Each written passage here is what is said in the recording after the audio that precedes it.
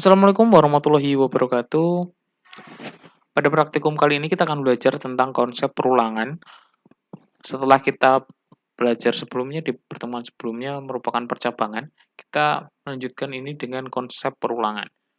Perulangan merupakan proses mengulang eksekusi blok kode tanpa henti selama kondisi yang dijadikan acuan itu terpenuhi. Jadi, biasanya akan ada variabel atau iterasi penanda bahwa perulangan tersebut akan dihentikan. Ada 4 macam bentuk perulangan pada bahasa C++, namun dibagi menjadi dua kelompok, yaitu counted loop dan uncounted loop. Counted loop di sini sudah jelas atau sudah terdefinisikan berapa kali perulangan itu akan dilakukan. Sedangkan jenis yang kedua adalah uncounted loop, di mana perulangan tersebut tidak jelas berapa kali harus mengulang. Oke, pada pertemuan kali ini kita akan lebih membahas tentang counted loop. Untuk yang uncounted loop, kita akan pelajari di pertemuan ke-7 atau praktikum ke-7 minggu depan. Berbicara tentang perulangan, ada 3 komponen yang membangun atau menjadi dasar dari struktur komponen dari perulangan. Yang pertama adalah nilai awal atau inisialisasi. Jadi ada deklarasi nilai awal, kemudian juga ada syarat perulangan. Jika memenuhi kondisi tertentu, maka perulangan itu akan dilanjutkan, atau jika tidak, perulangan akan dihentikan.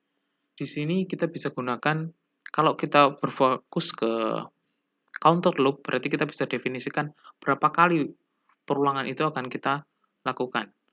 Maka didefinisikan bisa kita gunakan menggunakan operator. Apakah lebih kecil dari 10, berarti dia akan mengulang bilangan tersebut sebanyak 10 kali. Kemudian ubah nilai, selama perulangan, nilai akan berubah secara kontinu atau berkelanjutan. Kita masuk ke counted loop. Di sini ada struktur awalnya, kita gunakan perintah dalam counted yang biasa paling sering adalah menggunakan for. For, terus kondisi awal, akhir, kemudian pernyataan, baru diakhiri and for-nya.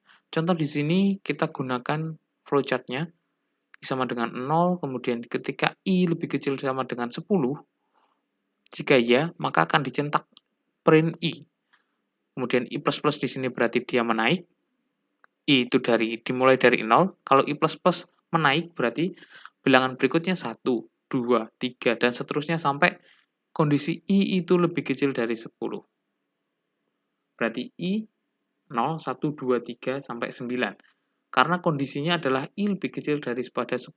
Ketika dia ada tanda sama dengan, di bawah tanda operator lebih kecil ini, maka dia akan menampilkan bilangan tersebut sebanyak 10 kali. Ketika definisi sama dengan itu tidak ada, maka dia akan ditampilkan sebanyak 9 kali. Modelnya seperti itu. Jadi kita bisa definisikan, di sini adalah inisialisasi dari data awal, itu sama dengan berapa, kemudian di sini harus berapa kali for itu mengulang atau melakukan perulangan. Berarti 9 kali karena i lebih kecil dari 10. Apakah variabelnya harus didefinisikan menggunakan i? Tidak. Jadi kita bisa gunakan a, b, c, dan seterusnya. Ini hanya model atau huruf yang biasanya umum digunakan untuk melakukan perulangan. Kita coba sekarang ke praktikumnya. Kita beberapa source code sambil kita lakukan eksekusi.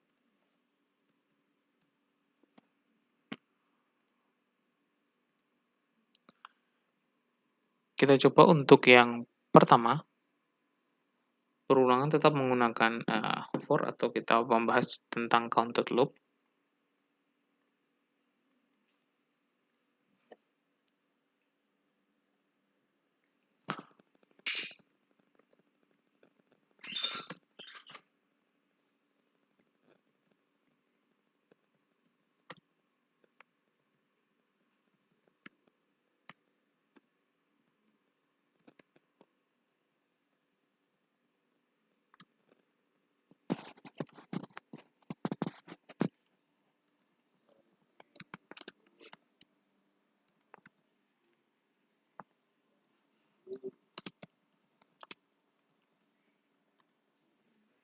Nah, di integer main ini kita coba deklarasikan menggunakan for atau konsep perulangan counter loop tadi.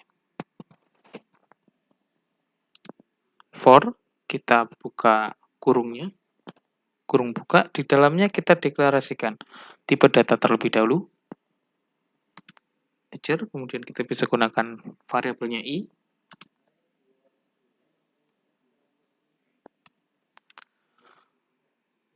i sama dengan 0, maka dia akan dimulai inisialisasinya dari 0, kemudian kita deklarasikan harus berapa kali dia mengulang.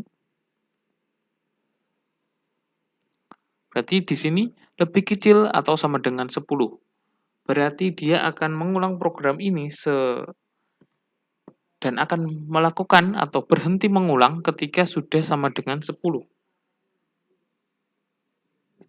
Kita lakukan lagi, i, kita gunakan i ditambah 2. Kalau seperti ini kondisinya, oke, sorry, kita buka dulu kondisi dengan kurung buka.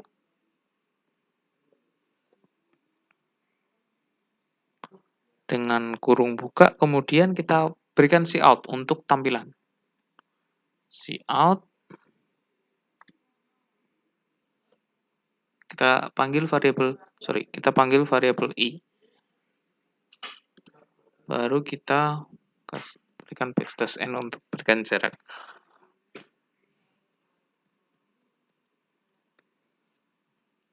Oke, dengan kondisi seperti ini, coba kita eksekusi programnya.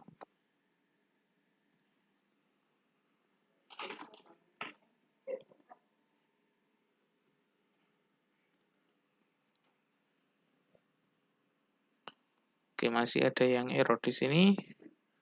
Coba kita lihat di mana kesalahannya. Oke, di sini titik koma, sorry. Kita coba eksekusi.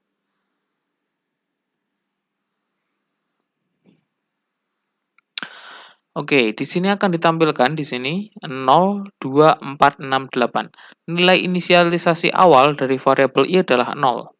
Kemudian i lebih kecil atau sama dengan 10, maka yang ditampilkan hanya sampai 10. Karena ada sama dengan di sini.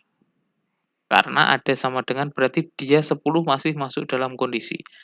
Kemudian i plus 2. Berarti i ini akan ditambah 2 untuk ditampilkan di dalam sini. Pertama 0 ditampilkan, kemudian ditambah 2. 0 tambah 2, 2. 2 tambah 2, 4. Perulangannya akan melakukan atau menyesuaikan dengan kondisi yang kita deklarasi di sini. Misalkan, ini kita rubah menjadi 16.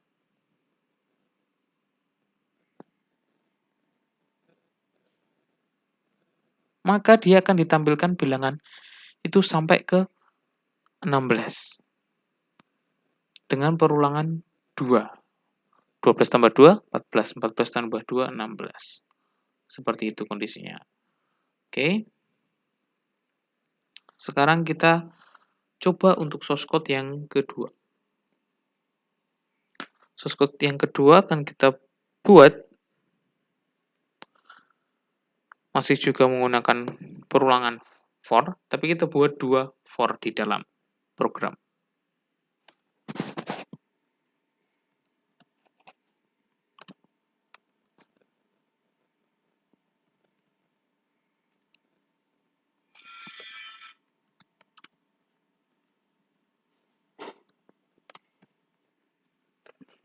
Kita buat 2 perulangan menggunakan for di dalam main program.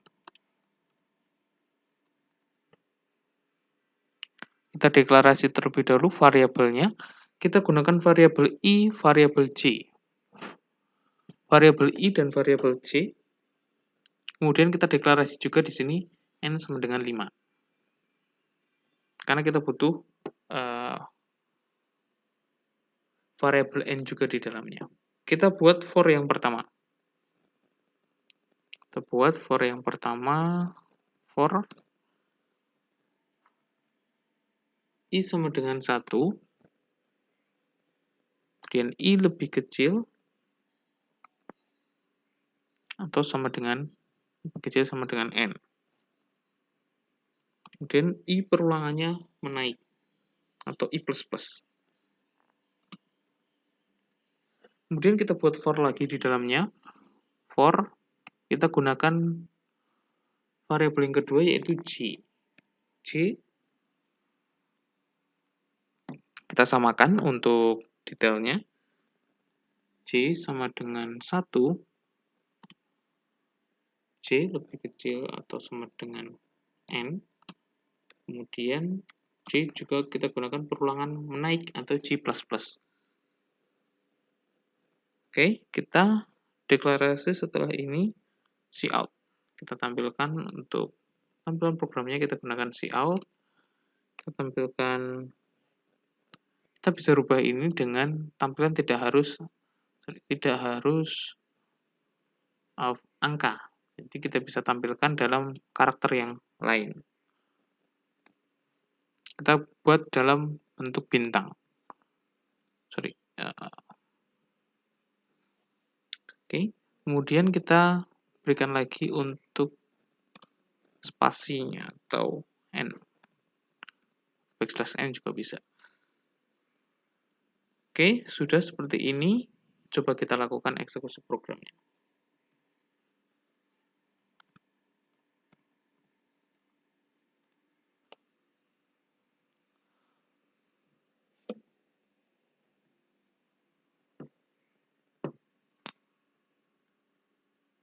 Oke, sorry.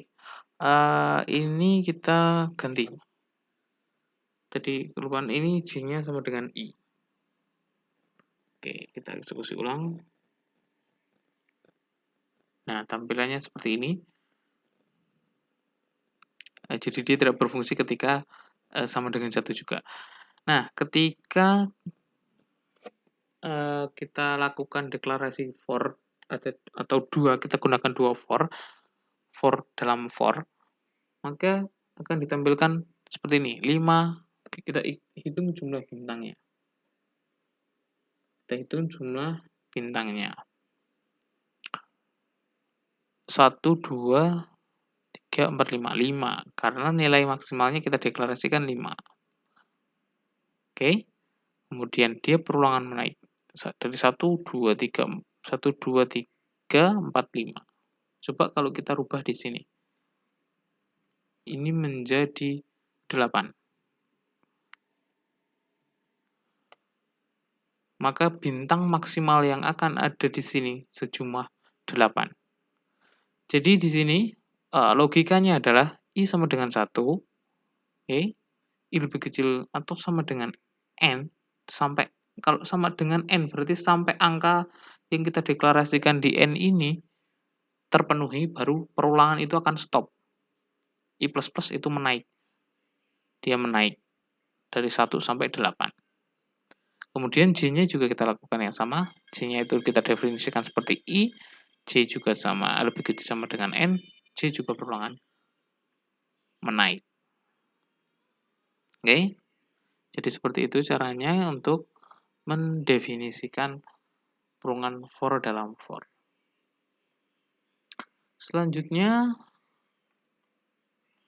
di sini ada sebuah contoh kasus. Silakan teman-teman lakukan analisa kenapa output dari source code tersebut C sama dengan 0, dengan C lebih kecil sama 15, C++, kemudian seperti ini. Hasilnya adalah 0, 1, 4, 9, dan seterusnya. Kenapa ini bisa tampil seperti ini? Apakah dari perulangannya, apakah dari cout-nya, dan seterusnya. Oke, itu yang bisa saya sampaikan untuk tutorial praktikum kita kali ini. Kita pelajari perulangan pertama menggunakan counter loop, kemudian di pertemuan selanjutnya, di pertemuan ke-7 kita akan pelajari tentang uncounted loop. Terima kasih atas perhatiannya. Saya akhiri tutorial kali ini. Wassalamualaikum warahmatullahi wabarakatuh.